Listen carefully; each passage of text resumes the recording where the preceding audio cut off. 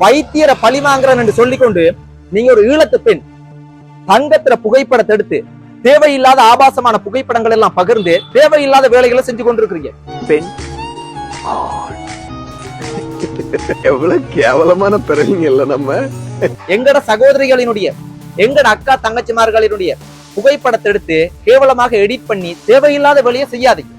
தயவு செய்து எங்களுக்குள்ளேயே அடிப்படைப்பட்டு நாங்க சாகுறத பார்த்து சிரிச்சு சந்தோஷப்படுறதுக்கு நிறைய பேர் இருக்கிறாங்க. கருத்தால வெல்லுங்க. ஒரு ஆபாசமான புகைப்படத்தை எடுத்து இந்த மாதிரி தேவையில்லாத விஷயங்களை செய்யாதீங்க. எங்கட பொம்பளை பிள்ளைகள் எல்லாம் சகோதரிகள் தங்கச்சிகள் எல்லாம் கவனமாக இருங்க. மனசுல தைரியத்தை வளர்த்துக் கொள்ளுங்க. தவறான புகைப்படம் வந்தால் பயப்படாதீங்க.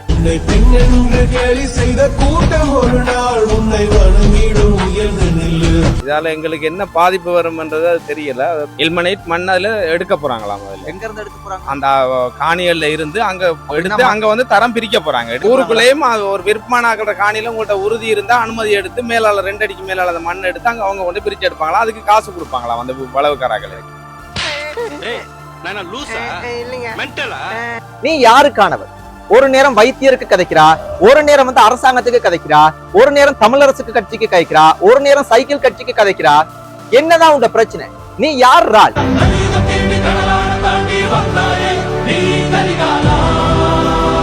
இதுல பாதிப்பு இருக்கு, இவ்வளவு சிக்கல் இருக்குது. நிக்சன் உடனடியாக நீங்க தடுத்து நிறுத்துங்கன்னு சொன்னாங்கடா, நாங்க உடனே அடுத்த அளவுல பார்க்கலாம். அவங்க ஏஐ பயன்படுத்தி அதே மாதிரி ரியலா ஒரு ஆபாசமா போடுவாங்க. அப்ப உங்களோட மனசு தாங்காது. உடனே தற்கொலை பண்றது, சூசைட் பண்றது, இந்த மாதிரியான சிந்தனைகள் வரும். சொந்தங்களுக்கு வணக்கம். ஒன்றும் யோசிக்காதீங்க, எல்லாம் வெல்லலாம். எங்கட பொம்பளை பிள்ளைகள், அக்காமார், தங்கச்சிமார் கவனமாக இருங்க.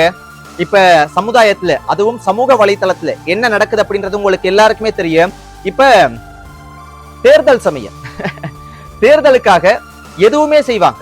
அதனால சமூக வலைத்தளத்துல இருக்கக்கூடியவங்க, நிறைய சமூக ஆர்வலர்கள், நிறைய கதைக்கக்கூடியவங்க கவனமாக இருங்க.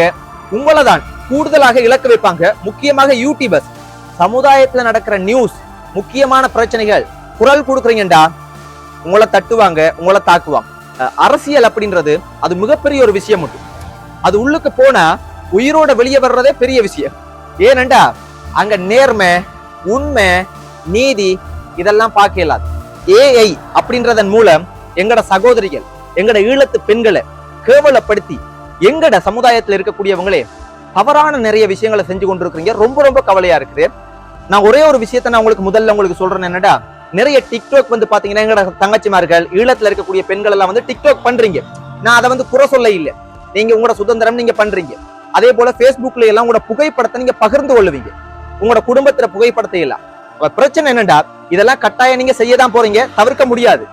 ஆனா ஏதோ ஒரு ரீதியில நீங்க அரசியல் காரணத்துக்கோ இல்லாட்டி அதை தாண்டி நீங்க ஒரு காயாக நீங்க பயன்படுத்துவதற்கு ஏதோ ஒரு சந்தர்ப்பம் யாருக்காவது அமைஞ்சிருச்சுன்னா, இந்த ஏஐ மூலம் பாத்தீங்கன்னா கேவலமான விஷயங்களை செஞ்சு கொண்டிருக்கிறாங்க. அதுல நீங்க சிக்கிட்டீங்கன்னு வைங்களே, உங்களோட தவறான ஒரு ஆபாச படம் நீங்க செஞ்சிருக்கவே மாட்டீங்க, அது நீங்களே இல்ல.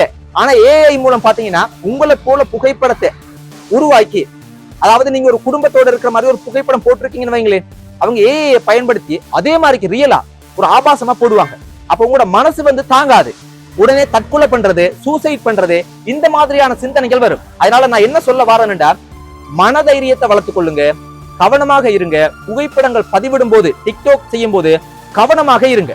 அதே மாதிரிக்கு வைத்தியர், இப்ப மக்கள் என்ன கேக்குறீங்கடா, நீ யாருக்கானவர்? ஒரு நேரம் வைத்தியருக்கு கதைக்கிறா, ஒரு நேரம் அரசாங்கத்துக்கு கதைக்கிறா, ஒரு நேரம் தமிழரசுக்கு கட்சிக்கு கதைக்கிறா, ஒரு நேரம் சைக்கிள் கட்சிக்கு கதைக்கிறா. என்னதான் உங்க பிரச்சனை? நீ யார் ரால்? ஐயா, நான் மக்கள் ரால். எங்கட மக்களுக்கு எதிராக யார் என்ன செஞ்சாலும், இந்த ஈழ தேசத்துல என்ற உயிர் மடிஞ்சு போனாலும், இந்த ஈழ தேசத்து மண் மேல் ஆணையா சொல்றேன், மக்களுக்காக குரல் கொடுப்பேன். சிறைச்சாலைக்கு போறதுக்கு நான் தயாரா இருக்கிறேன். காரணம் என்னண்டா, மிகப்பெரிய மோசமான சம்பவங்கள் எல்லாம் நடந்து கொண்டிருக்கு. யாருமே தட்டி கேட்கறதுக்கு இந்த மண்ணில, இந்த தேசத்துல யாருமே இல்ல. காரணம் என்னண்டா, எனக்கே தெரியும். சும்மா சாடவா கதைச்சதுக்கு எனக்கே எவ்வளவு கொலை மிரட்டல், எவ்வளவு அச்சுறுத்தல்கள், எவ்வளவு சம்பவங்களை பண்றீங்க. சரி, ஓகே, விஷயத்துக்கு வருவோம். என்னண்டா, வைத்தியர் என்னைய பொறுத்த மட்டும் தனிப்பட்ட ரீதியில வைத்தியர் எனக்கு ரொம்ப ரொம்ப பிடிக்கும். தங்கத்தையும் ரொம்ப ரொம்ப பிடிக்கும். சாதாரணமா அவங்க வெளியில நின்றாலே கதைக்கிறத பார்க்கும்போது என்னமோ தெரியல, எவ்வளவு தவறுகள் பண்ணி இருந்தாலும் அது உண்மையாகவே வந்து ஒரு தனிப்பட்ட ரீதியில அவ்வளவு விருப்பமா இருக்கு. ஆனா அதுக்காக சமூக வலைத்தளத்துல நாங்க கதைக்கும் போது எனக்கு அவங்கள பிடிச்சிருக்கின்ற காரணத்துக்காக அவங்க கதைக்கிறத நாங்க சரியென்று கதைக்க முடியாது. அதுக்காக தான் யூகேல இருக்கக்கூடிய ஒரு யூடியூபரை வந்து அடிச்ச அடியோடு அவர் இப்ப சரியான பாதைக்கு வந்திருக்கு. அதே மாதிரி இன்னொரு பேஜ் அவங்களுக்கு அடிச்ச அடியோடு அவங்களும் இப்ப சரியான பாதையில போயிருக்காங்க. அப்ப விஷயம் என்ன அப்படின்னா வந்து தவறான விமர்சனங்கள் பண்ணுனா பெண்கள் சார்ந்து தவறான வார்த்தைகளை பயன்படுத்தின காரணத்தினால்தான் வைத்தியரை விமர்சிக்க வேண்டி வந்துச்சு. மத்தபடி எனக்கு அவரோட தனிப்பட்ட ரீதியில எந்த ஒரு கோபமும் இல்லை. நான் கதைக்க போற விஷயமே என்னண்டா, தங்கத்தை வைத்தியர் மேல உங்களுக்கு கோபம் இருக்குதா, வைத்தியரை வந்து விமர்சியுங்க, எவ்வளவு திட்டுங்க, ஏசுங்க, பேசுங்க, நாகரிகமா கதைங்க. ஆனா ஒரு தங்கச்சி ஈழத்து பெண் வைத்தியரை பழி வாங்குறேன் என்று சொல்லிக்கொண்டு நீங்க ஒரு ஈழத்து பெண் தங்கத்துல புகைப்படத்தை எடுத்து, நான் பேரை சொல்ல விருப்பப்பட இல்லை, அதனாலதான் தங்கம் சொல்றேன். காரணம் என்னண்டா, தேவையில்லாத ஆபாசமான புகைப்படங்கள் எல்லாம் பகிர்ந்து தேவையில்லாத வேலைகளை செஞ்சு கொண்டிருக்கிறீங்க. இதனால யாருக்கு வெக்கம் என்று பாத்தீங்கன்னா எங்களுக்கு தான் வெக்கம். நீங்க யோசிச்சு கொள்ளுங்க, இத சமூக வலைதளத்துல நீங்க செய்யற ஒவ்வொரு விஷயத்தையும் இந்தியால இருக்கக்கூடிய தமிழர்கள் பாக்குறாங்க, உலகத்துல இருந்து எத்தனையோ பேர் பாக்குறாங்க. அப்ப ஈழ தமிழர்கள்டா அது ஒரு மிகப்பெரிய ஒரு கௌரவம். ஈழ தமிழர்களுக்கு மிகப்பெரிய ஒரு கௌரவம் இருக்குது, மரியாதை இருக்குது, அவ்வளவு. ஆனா அது எல்லாத்தையுமே சுக்குநூறு ஆக்குறீங்க. உங்களுக்கு கோபம் இருக்குதா, ஆதங்கம் இருக்குதா, எதுவாக இருந்தாலும் சரி கருத்தால வெல்லுங்க. அப்ப அவங்களுக்கும் உங்களுக்கும் எந்த ஒரு வித்தியாசமும் இல்லையே. இப்ப 2-3 நாட்களுக்கு முதல் ஒரு யூடியூபர் தங்கச்சிய எவ்வளவு போராடி காப்பாத்தி இருக்கிறோம். ஏன், எங்கட ஈழத்து பெண், எங்கட சகோதரி, எங்கட தங்கச்சி. ஆனா இன்றைக்கு அந்த தங்கச்சி பாத்தீங்கன்னா யூடியூப்ல வந்து வீடியோ போடுறது இல்ல, வெளியாக போறாங்கன்ற மாதிரிக்கு பார்க்கும்போது தெரியுது. ஆனா ஒருபோதும் அப்படி செய்யாதீங்க. அடுத்து தங்கத்தை கொண்டு வந்திருக்கீங்க, கொண்டு வந்து தேவையில்லாத புகைப்படத்தை எல்லாம் பகிர்ந்து கொள்றீங்க. இது மிக மிக கேவலமான ஒரு அநாகரிகமான செயல். இதே உங்களோட குடும்பத்துல இருக்கக்கூடிய தங்கச்சிய, அக்காவை, சகோதரிய நீங்க செய்வீங்களா? அவங்களும் ஒரு ஈழத்து பெண் தான்.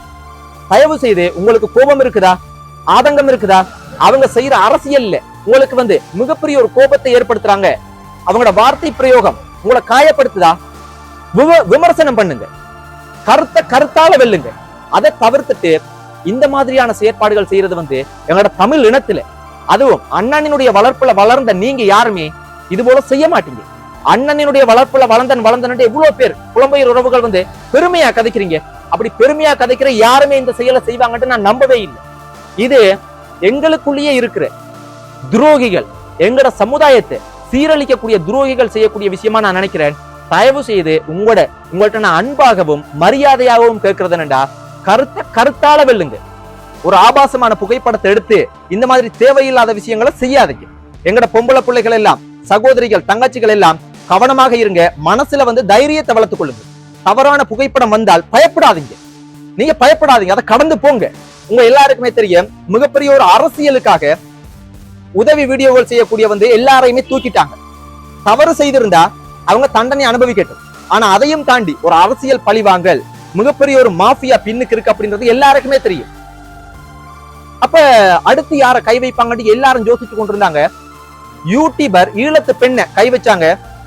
நானும் இல்லண்டா, காப்பாத்தி இருக்கவே முடியாது, போராடி அடிக்க வேண்டிய இடத்துல அடிச்சு காப்பாத்தி விட்டு இருக்கிறேன்.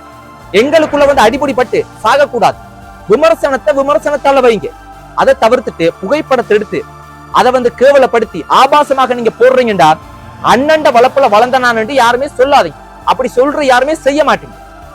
எங்கட மக்களுக்காக இன்னைக்கு நான் இவ்வளவு கதைக்கிறேன்டா, யோசிச்சு பாருங்க, எவ்வளவு சவால்களை தாண்டி கழிச்சு கொண்டிருக்கிறேன். உயிரோட இருக்கிற வரைக்கும் ஏதாவது ஒன்றை செஞ்சுட்டு போக முடியும். இந்த ஈழத்து மண் மேல நான் ஆணையா சொல்றேன், என் உயிர் மடிஞ்சு போனாலும் பரவாயில்லை, மக்கள்ற பக்கம் தான் நிப்பேன். எப்பவுமே காசுக்காகவோ பணத்துக்காகவோ யார பக்கமும் பின்னுக்கு போறது இல்ல. மக்களுக்கு எதிராக என்ன நடந்தாலும் சரி, அதை தட்டி கேட்கறது தான் என்னுடைய முழு வேலை.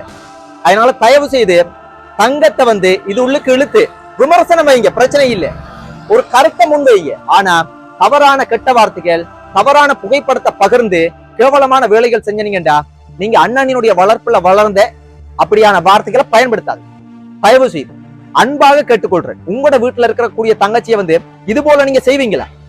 நல்லா யோசிச்சு கொள்ளுங்க. நீங்க யாருக்கானவனு கேக்குறீங்களோ, வைத்தியருக்கு எதிரானவனாண்டு கேட்டீங்க தானே. இப்ப நான் வைத்தியருக்கு ஆதரவா கதைக்கே இல்லை, வைத்தியரோட இருக்கக்கூடிய ஒரு ஈழத்து பெண்ணுக்கு நடக்கிற அநீதிக்கு குரல் கொடுக்கிறேன். அது யாராக இருந்தாலும் குரல் கொடுப்பேன்.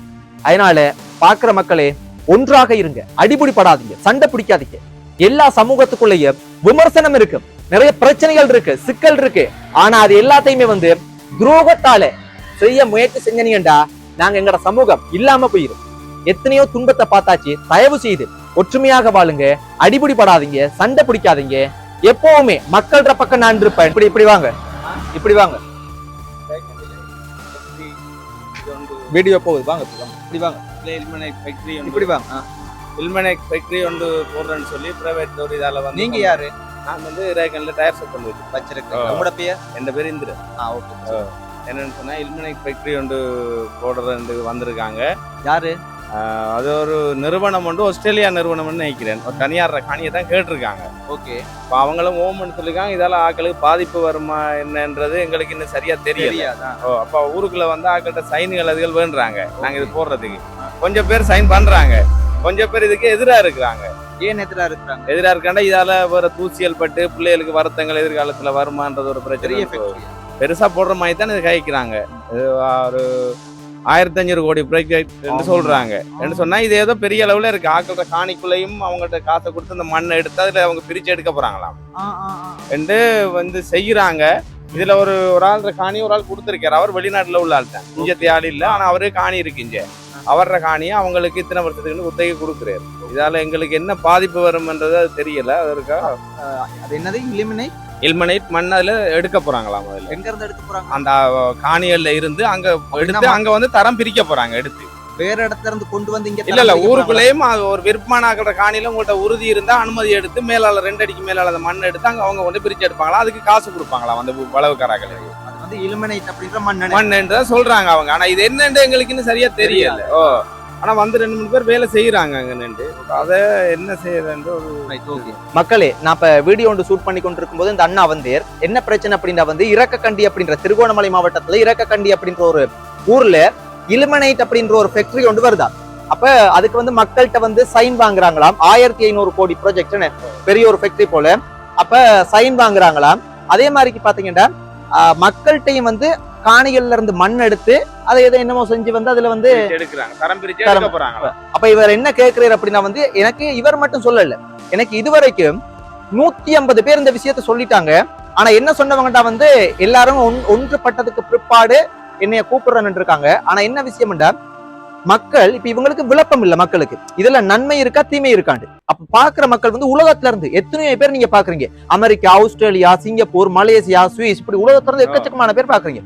இந்த ஒரு இலுமினேட் அப்படின்ற ஒரு ஃபேக்டரி ஊருக்குள்ள வந்தா, அதுவும் 1500 கோடி ப்ராஜெக்ட் ஒரு ஊருக்குள்ள வந்தா இதனால நன்மை இருக்கா, மக்களுக்கு என்ன தீமை வரும்? உங்களுக்கு தெரிஞ்சா கட்டாயம் சொல்லுங்க. உங்களுக்கு விருப்பம் நாங்க பதிவிட்டோம்டா மக்கள் சொல்லுவாங்க இதுல நன்மை இருக்கா நன்மை இல்லையா.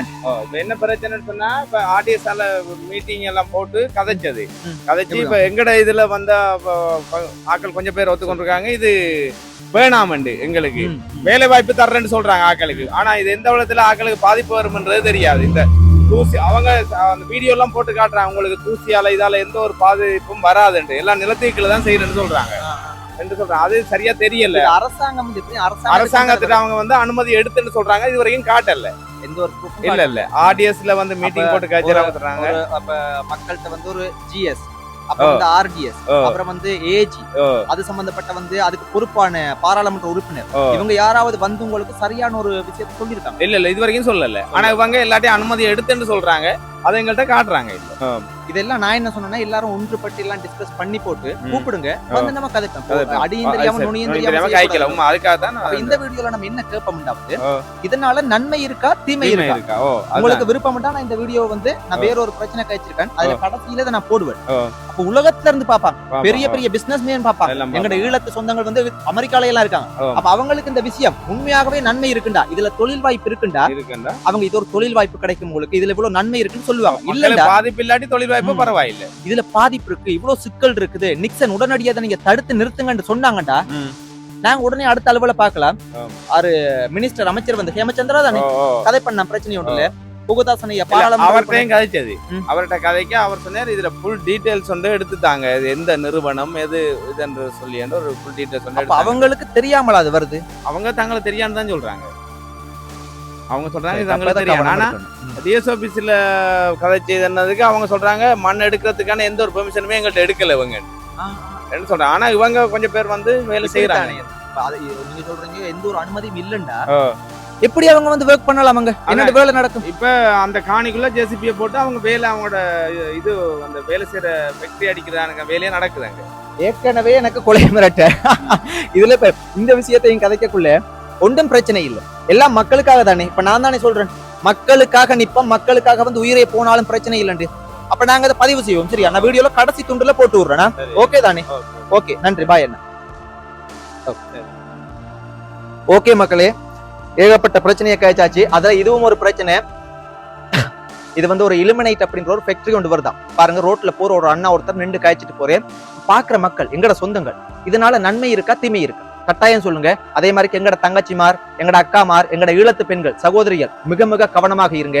அதே மாதிரி எங்கட சமுதாயத்துக்குள்ளுக்கே மத்த இனம் மத்த சமுதாயம் இன்னும் வெளிநாடுகள்ல இருக்கிற எத்தனையோ நாட்டுல இருக்கக்கூடியவங்க எல்லாம் பார்த்து ஈழத் தமிழர்கள் இது போல நடந்து கொள்றாங்களே, இப்படி எல்லாம் இருக்கிறாங்களே அப்படின்னு யாரும் சிரிக்கிற அளவுக்கு யாருமே நடந்து கொள்ளாதீங்க. எங்கட சகோதரிகளினுடைய எங்கட அக்கா தங்கச்சிமார்களினுடைய புகைப்படத்தை எடுத்து கேவலமாக எடிட் பண்ணி தேவையில்லாத வேலையை செய்யாதீங்க தயவு செய்து. எங்களுக்குள்ளேயே அடிப்படைப்பட்டு நாங்க சாகுறத பார்த்து சிரிச்சு சந்தோஷப்படுறதுக்கு நிறைய பேர் இருக்கிறாங்க. பொறுமையாக இருங்க, கவனமாக இருங்க. நன்றி மக்களே. என்னண்டா ஒழுங்கான முறையில நான் வீடியோ செய்யணும், உங்களுக்கு ஒழுங்கான முறையில வந்து நான் வந்து சரியா வந்து அதை தரணும். ஒவ்வொரு நாளும் நேரம் போதாதுன்னு இப்படி இருட்டுல நின்று கதைக்கிறது ஒரு அழகு இல்ல. இனிமே வந்து முடிஞ்ச அளவுக்கு நான் சரியா செய்யறேன். நன்றி மக்களே.